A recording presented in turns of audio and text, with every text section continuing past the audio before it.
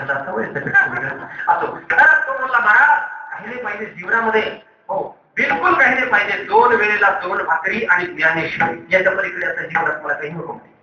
त्या वाक्याचा फार विचार केला त्याने की आत्मविश्वासाने ते वाक्य उच्चारलं, 2 वेळा 2 भाकरी आणि ज्ञानेश्वरी, याच्या पलीकडे जीवनात आता काही नको.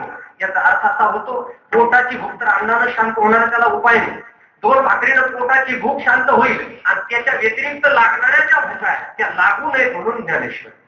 पण बाकीच्या भूका काही कमी आहे.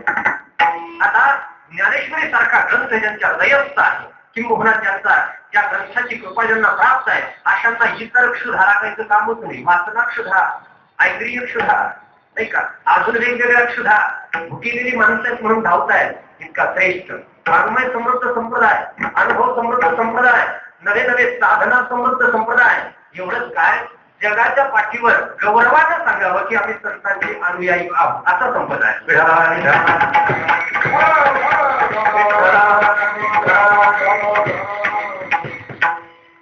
आपले अनुभव जगाला देण्यामध्ये जे संतांचं अवतारी आहे ते अवतारी आपल्याला साधनेकडे घेऊन जाताना उपयोगी पडत असतं. म्हणून वारकरी संप्रदायाच्या साधकाची संख्या, पुन्हा पुन्हा शब्द का उच्चारतोय, संप्रदाय संप्रदाय असतो बा. संप्रदाय हा वैश्विक विचारधारा धारण करू शकतो, पण संप्रदायाचा साधना कालामध्ये आग्रह असतो. संप्रदाय म्हणायचं कशाला की जो विशिष्ट साधन पद्धती, विशिष्ट विचार, विशिष्ट देवता यांनी एकत्रित झालेल्या लोकांचा समूह असं आपण म्हणूया. हो, पण हा संप्रदाय स्वमताबद्दल आग्रही, चिंतन जर केलं तुकोबारांच्या वाङ्मयाचं तर परमत सहिष्णू आहे पण स्वमताचा आग्रह धरणार आहे. हो, दुसऱ्या मताचा विरोध नाही पण स्वमताचा निश्चित आग्रह जो धरतो त्याला संप्रदाय म्हणतात.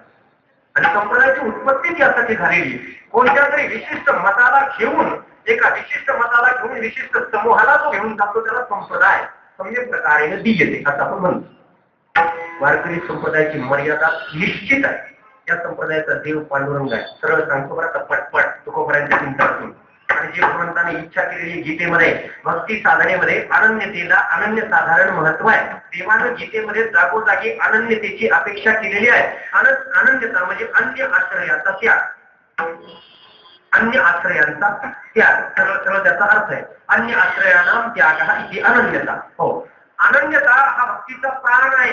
जिथे अनन्यता आहे तिथं भक्ती संभवते, अनन्यता नसेल तिथं भक्ती आणि साधना संभवत नाही. हे चांगलं हृदयाच्या खोलीत ठासून घ्या. म्हणून वारकरी संप्रदायाचा संतांनी सांगितलेला देव पांडुरंग आहे. त्याचे दशावतार रामकृष्णाधिक विशेष चांगलं आहे का, रामकृष्णाधिक विशेष त्याचे दशावतार आणि त्या पांडुरंगाचे जे काही भक्त आहेत ते आपले मार्गदर्शक गुरु. याच्या पलीकडे वारकरी संप्रदायाच्या श्रद्धेला जायला परवानगी नाही.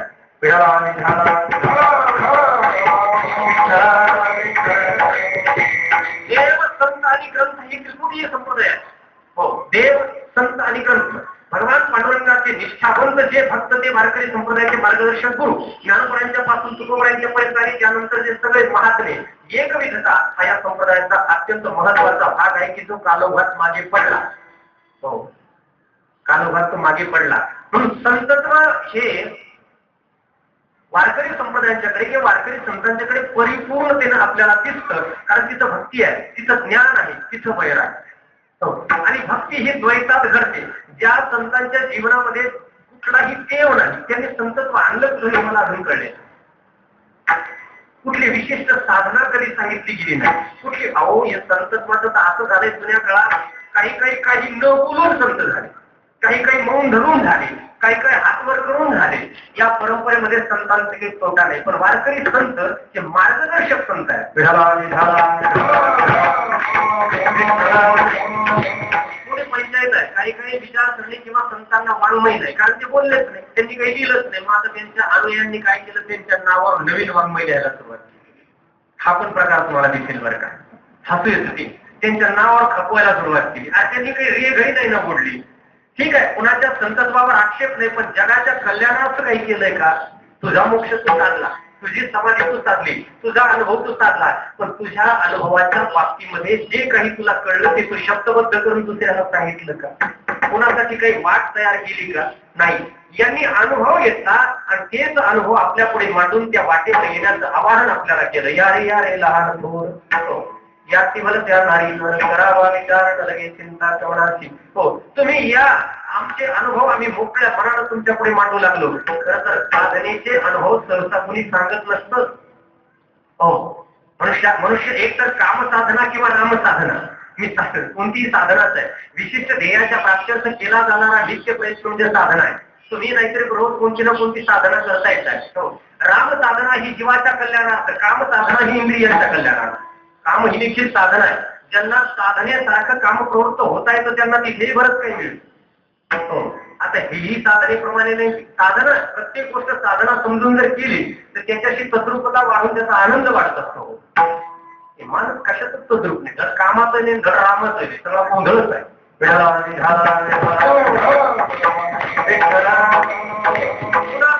पुन्हा त्याच्यात भेट असते. काम साधनेच्या वेळी रामाचं चिंतन, राम साधनेच्या वेळी कामाचं तो नाही साधना आहे. खरं तर साधनेच्या बाबतीमध्ये मनुष्य इतका कंजूस आहे, तो का सांगत नाही. डोंगरावर मी राहायचो तेव्हा भगवान महाराज यायचे तिथे. तिथे लोक येऊन प्रश्न विचारायचे. पहिला प्रश्न, महाराज तुम्ही इथं काय करता? तुम्ही इथं काय करता? हा प्रश्न तर फारच आहे. महाराज तुम्हाला आई बाबा आहेत का वगैरे. कारण एकटा माणूस दिसला की तो अनाथच आहे असं तर शिक्का मारायचंच काम पडलेलं. मायबाप आहेत का महाराज? मी म्हणायचं ओढून पडलो. मायबाप कशाचे आले? ते काय विचारलं म्हणजे महाराज तुम्ही इथं काय करता? म्हणलं आम्ही तुम्हाला काय सांगावं, आम्ही काय करतो. बाबा काय असतं ते सांगायला, काय अभ्यास करता, काय अमुक करता, काय करता. मी गमतीनं त्याला अगदी पहिल्यांदा गमतीनं बोलायचो. आता सहसा कमी केलं ते. त्यांना सांगितलं आम्ही इथे काय करतो ही अध्यात्म साधना आहे. की आम्ही तुम्हाला काय सांगावं, तुम्ही काय करता ते जर आम्ही तुम्हाला विचारलं तर तुम्ही सांगाल. इतकी सर्वसाधारण गोष्ट जी काम साधना, ज्याची आराधना तुम्ही रोज करता त्याचं डिटेल मला देणार का कॉमेंटरी सांगितलं का? आणि जर त्याचं डिटेल तुम्ही मला देत नाही तर माझ्या परमार्थ साधनेचं डिटेल मी तुम्हाला काय देऊ?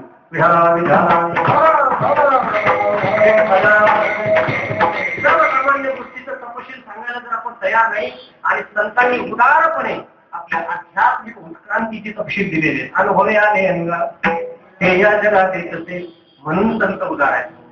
हो, व्यवहारातलं देऊन माणूस उदार जरी झाला तर ते संपणार आहे. ईश्वराचं स्मरण करून आणि भगवत तत्वापर्यंत पोहोचण्याचा मार्ग शिकवणारे खरे उदार आहे.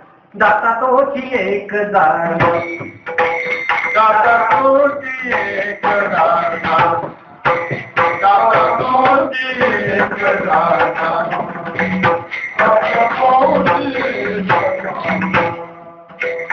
नारायण स्मरणे नारायण स्मरणे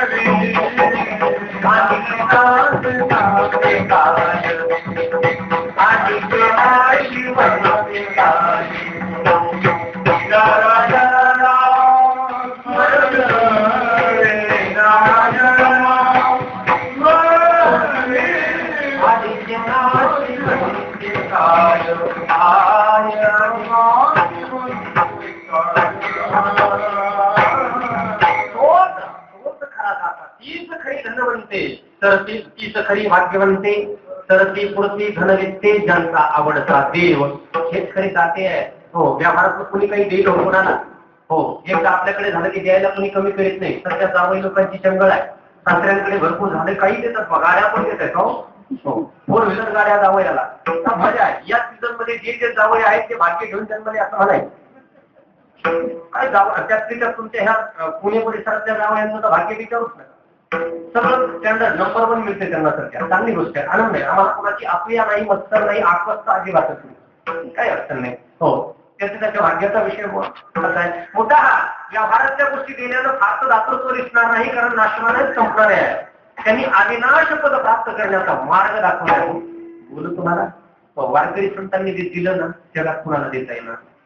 हो, आत्मनियंत्रणाची साधना त्यांच्या शब्दातून कळते. काम क्रोधाधिक विकार जे जगाला जर्जर करतात त्यांना अंकित कसं करायचं हे समजतंय.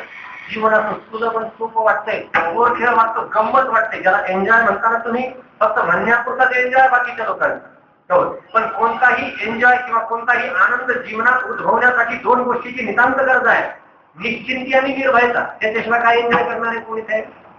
जो निर्भय नाही त्याच्या जीवनात एन्जॉय नाही, आणि तो निश्चिंत नाही. कारण चिंता आणि भीती तुम्हाला एन्जॉय करू देणार आहे? चिंतन करा. भयाच्या आणि चिंतेच्या अधिष्ठानावर कोणताही एन्जॉय घडत नाही. मी एन्जॉय शब्द वारंवार का वापरू लागलो आणि इंग्लिश वापरत नाही. आयुष एन्जॉय, आयुष अरे मरणाचं भय आहे आणि एवढी चिंता पाठीमागे आहे, किती असू द्या. हो, ज्याच्या पाठीला मागून बंदूक लावली त्याला पुढे तुम्ही कोणताही गुलाबजामुन द्या, खातो का म्हणावं. तो बंदुकीचं भय आहे, गोड नाही लागत. भयाच्या आणि चिंतेच्या अधिष्ठानावर कोणतंही सुख 100% मिळत नाही. मनाची समजूत करून घ्यावी लागते.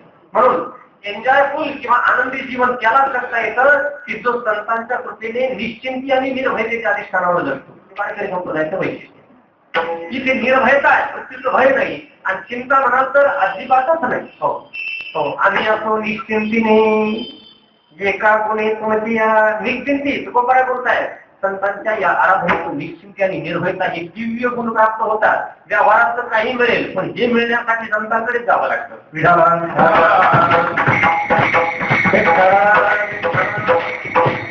या दोन गोष्टी जर साधल्या, बोलायचंच काम नाही. जीवन काही वेगळंच असतं. मग तुमच्याकडे काही असो नसो, पाऊस पडो न पडो, दुष्काळ पडो, समुद्राची पातळी जशी खालीवर होत नाही तसं यश मिळव अपयश मिळव, आनंद भौतिक परिस्थिती कशी आहे, अंतःकरणाची बैठका कधी नाही मोडत. बैठका न मोडे मानसिकची, मनाची बैठक हलत नाही आणि मग प्रत्येक क्षण आनंददायक वाटतो. फक्त या सगळ्या खटाटोपामध्ये कीर्तनकार होण्याचं दुर्भाग्य सुचू नये. संतांच्या साधनेच्या द्वारा किंवा कृपेने जर जीवनात काही आध्यात्मिक बदल झाले तर मध्येच ऍक्सिडेंट होतो, माणूस कीर्तनकार होतो. कीर्तनकार होणे हा साधकाच्या जीवनातला ऍक्सिडेंट आहे. साधकाच्या जीवनातला म्हणतो मी, साधकाच्या जीवनातला म्हणतो. ज्याला कीर्तनकारच व्हायचे त्याच्यासाठी तर ते परमफल.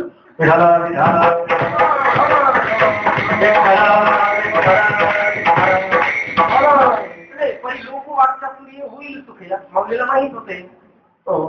काही अध्यात्मशास्त्रीय अंतरंगाचे अधिकारी परी लोक वाटचातुर्य ज्याला अंतरंग फलाची गरज नाही त्याला बहिरंग काही कमी नाही मागले म्हणतात. हो, सुखिया होईल वाक्चातुर्यानं आणि बोलण्याच्या कौतुकाने माणसाची कीर्ती होईल. आणि कीर्तनासारखं साधनही कीर्ती मिळवून देणार. ध्रुव कीर्ती कारण माझी होत माझी हो हो असं नाही. माझी आमदार आहे, माझी खासदार आहे, माझी राष्ट्रपती आहे, माझे सगळं आहे. माझी हो हो असं नाही.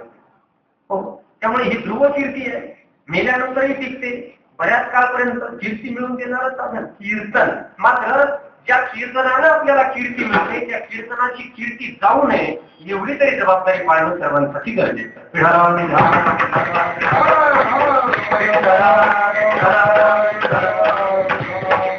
काही दुर्दैवी आणि शूद्र जीवांचा जन्म होतो कधी कधी एखाद्या परंपरेमध्ये, कधी कधी होतो. किती काळजी घेतली तरी एखाद्या कोपऱ्यात गत करणं होतच. त्यात शरीराची म्हणतो. किती आता सध्या आंघोळीचा फार विकास झालेला आहे. आंघोळी बंदिस्त झाल्यामुळे मनाप्रमाणे करता येते जशी पाहिजे तशी. तरी कितीही काळजी घ्या, या उन्हाळ्यात कुठेतरी खाजतच असणार आहे. कुठेतरी छोटस गत करणं होतच आहे, पण ते काही टिकवणं ते नंतर जातं असा भाग आहे. मी बोलू लागलो वारकरी संप्रदायाच्या साधनेकडे आकृष्ट झालेल्या मंडळींची श्रद्धा ही निष्कलंक आणि वर्जिन असते. अस्पर्शित श्रद्धा म्हणजे सगळीच आहे. खरं तर श्रद्धा हा मनुष्याचा स्थायी भाव आहे. हो, योय श्रद्धा संयमच आहे. श्रद्धामयोयम पुरुष भगवंताने सांगितलं. श्रद्धा हा तुमचा आमचा स्थायी भाव आहे. काय आहे श्रद्धा? सत्वगुणाच्या प्रकर्षानं अंतःकरणामध्ये निर्माण होणारी परतत्वाचं भेदन करून देणारी अंतःकरण वृत्ती. श्रद्धा काय आहे? पुराव्याविना जिथं विश्वास दृढ होतो त्याला श्रद्धा म्हणतात. श्रद्धेला पुराव्याची खरं तर गरजच नाही. पुरावा आणि श्रद्धा एकत्र येत नसतात. आणि श्रद्धा ही सुप्त आणि प्रगट दोन प्रकारची असते. सगळे श्रद्धावान आहे. मात्र त्याचे 3 वर्ग गीता करते. यजंते सात्विका देवान यक्ष रक्षांसी राजसा प्रेतान भूतग्रांशांनी यजंते कामकाजना. फलाचं ज्ञान झाल्यानंतर उत्पन्न होणारी जी श्रद्धा ती सका. इथं गेल्यानंतर अमुक मिळतंय भौतिक दृष्ट्या. इथं गेल्यानंतर आपले मनोरथ पूर्ण होतात, काही संकल्प पूर्ण होतात, काही नवस तयार पूर्ण होतात. अशा माहितीनंतर जिकडे श्रद्धा धावते ती सकाम श्रद्धा झाली. वारकरी संप्रदायामध्ये सकाम श्रद्धाळू माणसं नाहीतच कोणी. कारण संतांकडे आणि देवाकडे जी श्रद्धा धावते ती कोणत्या नवसासाठी धावते. विशेष आहे वारकरी संप्रदायाच्या संतांनी आपल्या भक्ती साधनेच्या द्वारा कोणत्याही भौतिक फळाबद्दल कधीही वाच्यता केलेली नाही. तुम्ही हे करा तुम्हाला हे मिळेल, तुम्ही ते करा तुम्हाला ते मिळेल. त्यांनी हे कधी सांगितलं नाही. म्हणून पांडुरंग हा नवसाचा देव आहे. आणि जरी नवस केला असला तरी तो नवस कोणता? एक वेळ करी या दुःखाने गळी द्वैताचे झाले दोन्ही आठवीनं पाय आम्हाला रात्री ही दिवस पांडुरंगा तिथं मुलं बाळ व्हावी, एक लॉटरी लागावी, धंदा पाणी व्हावं, अमुक व्हावं, शेअरची किंमत वाढावी, जागेच्या किमती वाढाव्यात, कोर्ट कचेरीची खटले मिटावेत, प्रेम प्रकरण जोडावेत, बँक व्यापार नोकरी धंदा थोडस लेफ्ट हो हे नवसाचं नाही.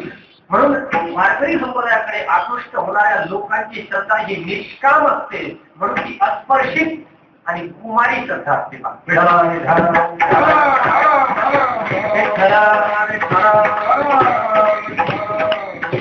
मी कुमारी श्रद्धा जाणीवपूर्वक शब्द वापरलाय. कुमारी अस्पर्शित हो त्याला व्हर्जिन म्हणतात.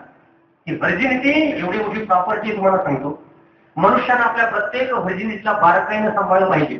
ती एक प्रकारची संपत्ती अस्पर्शितता हो. पण काय आहे थोडस गाफील जीवन जगताना आपण अस्पर्शितता सांभाळत नाही. कोणत्याही इंद्रियांची अस्पर्शितता जर सांभाळली गेली तर त्या इंद्रियातून विशेष संवेदनांची निर्मिती होत असते. सोपं करून सांगतो. काय आहे आपल्याकडे एक प्रथा आहे. लहान मुलं जरा गोंधळ दिसत असलं की कुणी उतरत नाही त्याच्या मुख्य त्याचे गाल चाव त्याला इकडून कर इकडून चाव तिकडून चाव. सगळ्यात जास्त अत्याचार त्या लहान मुलावर केला जातो. तो काय बोलले खाऊ नये मूल आवडते, परिमळ म्हणून चोळू नये मूल खाऊ नये मूल आवडते. हे लेकर आजकाल गोंधळ व्हायला लागले. डार्विनच्या उत्क्रांतीवादाप्रमाणे पुढची पिढी ही मागच्या पिढीपेक्षा गोंधळ असते. त्यात काही वादच असते. सगळ्याच बाबतीत गोंधळ असते. आम्ही बसल्या बसल्या बोललो सगळ्यात मी नाही तर मी मागच्या पिढीत स्वतःला बोलतो हो. कधी कधी कुंपणावर पण बसतो. धड मागचा नाही धड पुढचा नाही. वेळ पडली की इकडे उडी मारतो इकडेही मारतो. म्हणून मला अडचणच नाही. पण काय आहे मुलं आजकाल गोंधळ जन्माला सुंदर दिसतात.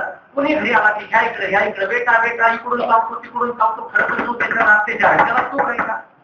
त्या लहान मुलाला सुख नाही हो. आता हे मुख्य घेत इतकी आघोळी पद्धत नसते हो प्रेम करण्याची. काय आघोळी काय घातक आहे काय हिंसक आहे त्याच्यामध्ये. बरं ते त्याला काय सुख आहे ना त्या लेकराला. ती गाडी वाढलेली कॉपर वायर सारखी त्या मिश्या 11 विकराळ भीतीसाठी वाढवलेल्या आणि मग ते त्याला ते टोचतंय सगळं. हरशी घाताच्या ब्रश प्रमाणे सगळं काय प्रकार आहे. आणि लहानपणी इतकी कोमल त्याची ती त्वचा साधं बोट लावलं तरी लाल होईल इतकी कोमल हो.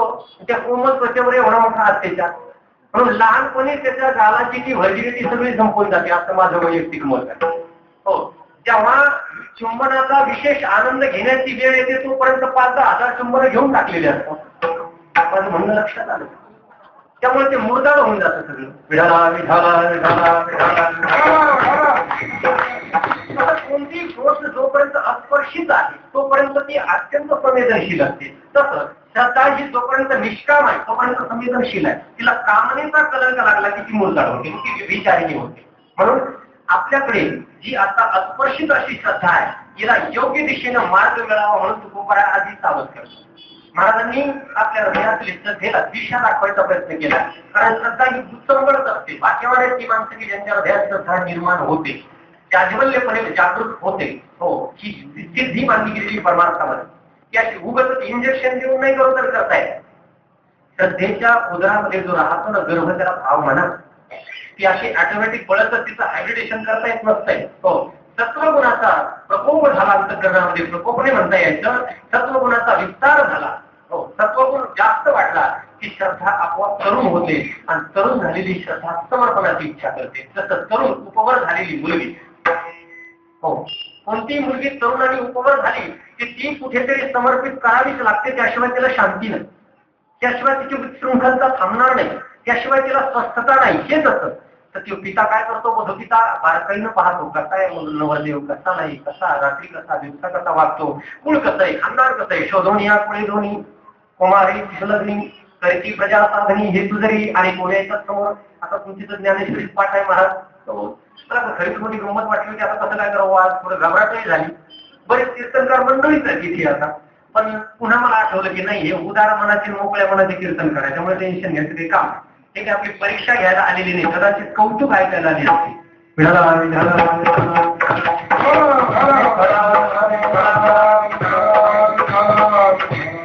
पण मुद्दा हा कदाचित त्या तरुण आणि उपवर झालेल्या मुलीला समर्पित करण्यासाठी त्या परसंशोधनामध्ये इतक्या बारकाईनं पाहिलं जातं का?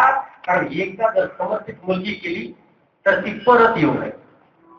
हो, कारण जर जागा चुकली परत जर आली तर तिला परित्यक्ता असं म्हणतात. हो, परित्यक्त, नुसतं त्यक्त नाही, परित्यक्त, विशेषत्वानं त्यागलेली. उपसर्गेन रात्मर्थ बलादन यंत्रणी येते. शास्त्री महाराज पुढे एवढंच मला येते म्हणून सांगितलं. हो, नाही तर मला ते आप सिद्धांत कुछ पता नाही, हम कुछ नहीं जानते, हम गाथा जानते. हो, आपण विपत तुम्हीच पाच बसा, मला काही घेणं देणं त्या आपाशी. हो, आपण सिद्धांत करतो त्याच्या आधी सांगतो मला सिद्धांतच माहित नाही, तर आपणचं काय प्रश्न, मी कबूलच करून टाकतो. कसला सिद्धांत? गाठेत घुसलो, त्या ग्रंथानं माझं जीवन व्यापलं, हृदयात शिरला तो ग्रंथ. एका एका अभंगानं माझ्या इच्छा मारून टाकल्या सगळ्या. माझ्या जीवनाची आंतरिक काय काय झालं ते माझं मला माहिती, उद्ध्वस्तता. पूर्ण जीवन उद्ध्वस्त केलं त्या गाठीसाठी. आता कुठं पाहत वस्तू सिद्धांत आपण काही घेणं देणं नाही. म्हणून तुकोबारांच्या भाषेत सांगू का? बोलेल मी हे आनंदीमध्ये. तुकोबाराय म्हटलं ते अहो पंडित जन तुका टाकावा थुंकून. त्या पंडितांनो मी म्हणतो अहो पंडित जन जाधव टाकावा थुंकून. आणि सर्वण करतात कशाला ना? विढा विढा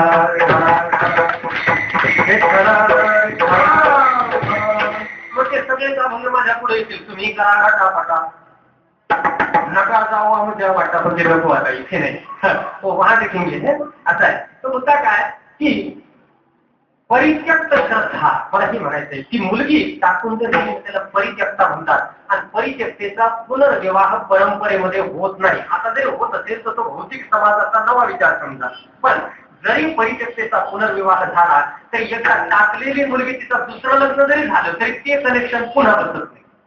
कारण तो पती जेव्हा जेव्हा तिला पत्नी म्हणून पाहतो तेव्हा तेव्हा त्याच्या मनात आतमध्ये त्याला समेत जायचा की आधी एक कुणीतरी होता, हिचा आधी एक कुणीतरी होता. ते त्याला तर पुसता येत नाही. माणसाच्या मनोभूमिकेत बदल सहजासहजी करता येत नसतो. व्यवहारात तो तडजोड करेल. कारण त्याची बायको मिलेली असेल तिला नवरान करा असं होतं आजकाल. तो एकाने सांगितलं म्हटलंय महाराज हा मुलगा फार चांगला आहे पण दुर्दैवाने याला आई सावत्र आहे बापही सावत्र आहे. आता ही मोठी पंचायत आम्हाला आधी माहित नव्हतं. इकडे आपल्याला नव्हतं माहित. मराठवाड्यात अशी प्रथा नाही. आई बाप दोन्ही सावत्र आहे. म्हणजे दोन्ही कसे सावत्र? ते म्हणजे काय झालं, तो जन्माला त्याची आई वारली म्हणून बापानं दुसरं लग्न केलं म्हणून आई सावत्र. म्हणजे हे मलाही कळतं, हे कशाला सांगता, कोणालाही कळतं. पण म्हटलं मला नाही कळलं ते बाप सावत्र कसा, तो म्हणजे त्याच्या पुढे काय काळ गेला. हा थोडा टणक झाला आणि याचा बाप गेला. म्हणून त्या दुसऱ्या केलेल्या आईने तिसरा नवरा केला म्हणून बापही सावत्र.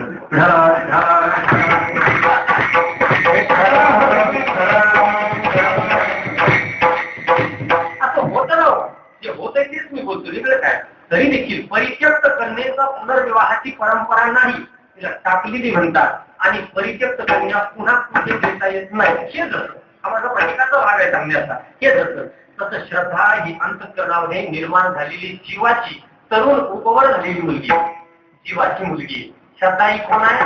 जीवाची मुलगी असं कल्पा. पण तिला समर्पित करण्याच्या पूर्वी 1000 वेळा विचार केला जातो. पण एकदा समर्पित केली की पुन्हा ती माघारी घेऊ नये आणि माघारी येणार नाही याची दक्षता घ्यावी. नाहीतर आधीच समर्पित करू नये हा विचार तुकोबारांनी श्रद्धेसाठी प्रतिकात्मक शब्द वंदन वापरून केला. महाराज म्हटले एकतर वंदन करू नये आणि जर वंदिलं तर मरेपर्यंत प्राण गेला तरी ते वंदन माघारी घेऊ नये. त्यापेक्षा आधी ताटातूट असलेली परवडली पहिलं जण वंदिले. वंदिले जीवाची वंदिले जीवाची वंदिले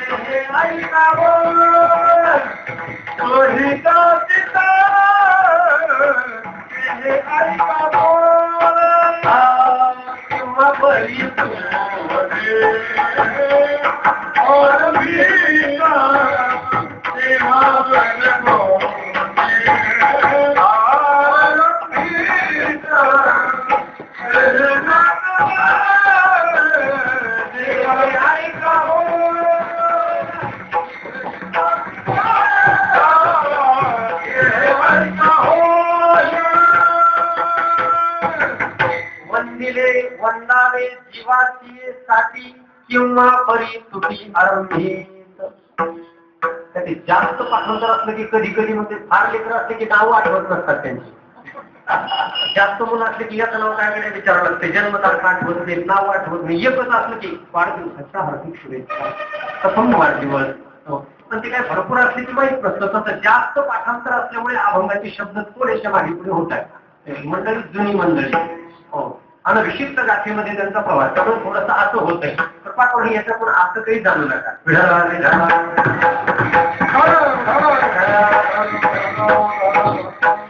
परमार्थाने आमच्या ऋतूसाठी जातही पडले नाही असं आम्ही समजतो. लहान राहण्यात फार मजा आहे. मोठं झालं की जबाबदारी आहे. दयांगी मोठी वेळ आली की माणसाला शिंग म्हणून वाचतात घुसता आलं पाहिजे. ते पक्षाचे जमले शिंगाचा आनंद मावळत नाही. जाऊ द्या. वंदिले वंदावे जीवाची साठी. साठी म्हणजे साठलोट. वारकरी संप्रदायात साठी शब्द आला की मोबदला असा त्याचा अर्थ हो. मोबदला हो. वंदन करणे श्रद्धेच्या समर्पणार्थ योजलेला शब्द आहे. वंदिले वंदावे कधीपर्यंत? प्राण जाईपर्यंत. हो. नाही तर त्याच्यापेक्षा आधीच ताटातच असलेली परवडली. असं आता ती श्रद्धा समर्पित करायच्या अगोदर विचार करा. खरं तर ती सर्वात जास्त जिकडं ओढली जाते तो तिचा स्वभाव करणे. संतांकडे का, देवाकडे का, किंवा इतर देवतांच्याकडे का, अगोदर विचार करावा. जसं जाणत्या आई बापानं आपल्या कन्येचं हृदय कुठे ओढलं जाते याचा थोडा विचार करायची पद्धत आता सुरू झालेली आहे. पण ही नवीन नाही, ही जुनीच पद्धत आहे. अगदी नरदमयंतीपासून चालत आलेली आहे. नाही का पुराणामध्ये कशाला रुक्मिणी पांडुरंगापासून चालत आलेली आहे का. श्रीकृष्ण रुक्मिणी जिथं ओढली जाते तिथंच द्यावी. ओढाताण करू नये. ओढाताण केली की प्रॉब्लेम होतो. मी असं म्हणत नाही की तुम्ही प्रेम व्हायला प्रोत्साहन द्या, पण दिलं तर काही बिघडणार नाही. ते हृदय ओढलं जावं. पण उगीच त्याचे इस्टेट पाहून संपत्ती पाहून उगीच वड्या पाहून त्याला हृदय ओढलं म्हणत नाही. हृदय ओढलं गेलं पाहिजे तिथं जरूर द्या. हो. तर श्रद्धा खरं तर कुठं धावते तिचा अभ्यास आपणच करावा. आणि एकदा समर्पित केली की परत घेऊन तिला व्यभिचारी श्रद्धा म्हणतात. वारकरी संप्रदाय व्यभिचारी श्रद्धेला अजिबात किंमत देत नाही. पण दुर्दैवाने झालं काय, वारकरी संप्रदायातील एकविध भक्ती, अनन्य भक्ती जगासमोर आली नाही याची जबाबदारी फक्त प्रचारकावर कीर्तनकारांवर जाते.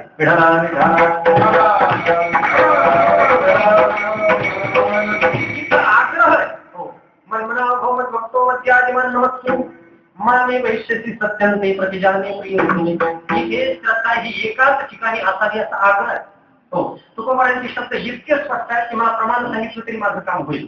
एकतर बंधन करू नये, समर्पित करू नये, केली तर मागे घेऊ नये. आपली श्रद्धा आपण व्यभिचारी केली, अज्ञान दोष आपला नाही, आपल्याला कळलंच नाही नेमकं काय करावं.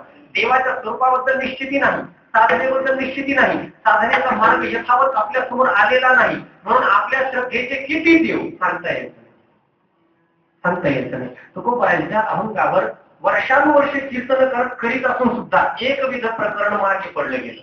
तुकोबारांचं बोलणं आहे का, माझ्या पांडुरंगाला सोडून मी कोणाला देव म्हणणार नाही. जगात देव असतील तर असतील, मला त्याच्याशी कारण नाही. पहिलं हो.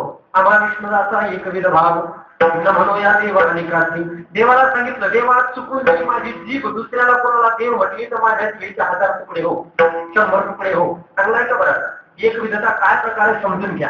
हो. तुकोबारांनी स्पष्ट सांगितलं, न पूजी आणि का देवा, न करी त्यांची सेवा, न मानी केशवादी न तुझे. एकविध प्रकरण सगळं पहा. आणि तद व्यतिरिक्त जे जे देव आहेत त्यांची शेलच्या शब्दामध्ये तुकोबारांनी केलेली निर्भत्सना पहा. सेंद्री हिंदरी दैवते कोणती पूजी भूती खेते, आपल्या पोटाचे रस्ते मागती शिते अवदान. जरा यादीच सांगतो. नव्हे काकाई जोखाई, मायराणी येताबाई, भैरव खंडेराव, रोटी सुटीसाठी देव. नावं तर समजतात ना देवाचे. भैरव खंडेराव, रोटी सुटीसाठी देव, मंजा मैसा सुरे, येतो कोण लिखी पोरे, भेताळे भेताळे, जळवत्यांचे कोण तोंड काळे. पुढं काय तर पुढचं तर नवलच वाटेल तुम्हाला. या देवाची एवढी कौतुक आज चालू आहे, त्याला तुकोबरा काय म्हणतात? कनोबा विक्राळ, लाडू मोदकाचा काळ,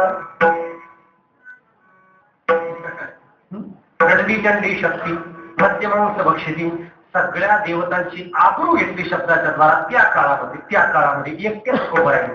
तेव्हा तर संघटनही नव्हतं. आजकाल संप्रदाय शूर आहे, पण संघटन शूर. माग 5-50 असल्याशिवाय बळच येत नाही. एकट्याचं बळ दाखवा ना महाराजांसारखं तेव्हा काळात. एकट्याच ती संघटन शूर आहे. आणि संघटनेमध्ये शूर असणं दुरापास्त, कारण संघटना मुळातच असुरक्षित माणसांनी एकत्र येऊन सुरक्षेचा आभास निर्माण केलेला. पुन्हा सांगतो, संघटन शब्दाचा अर्थच आहे अनेक असुरक्षितांनी एकत्र येऊन सुरक्षेचा आभास निर्माण करणे म्हणजे संघटन आहे.